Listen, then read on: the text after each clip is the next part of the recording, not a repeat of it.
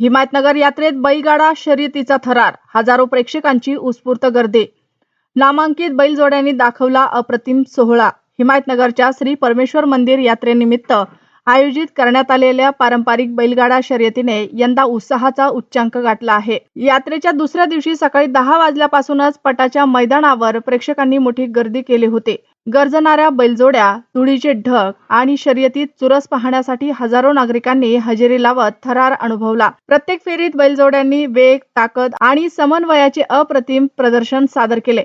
स्पर्धा सुरळीत आणि सुरक्षित पार पाडावी यासाठी मंदिर व शंकरपट स्पर्धा समितीचे पदाधिकारी आणि स्वयंसेवकांनी विशेष मेहनत घेतली.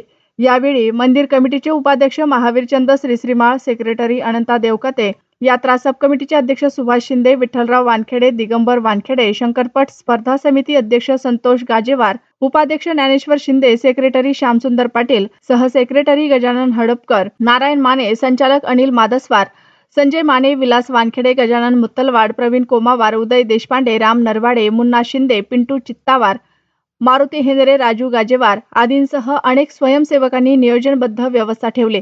ग्रामीण परंपरेचे प्रतीक असलेल्या बैलगाडा शर्यतीने यात्रेच्या उत्साहात भर टाकली.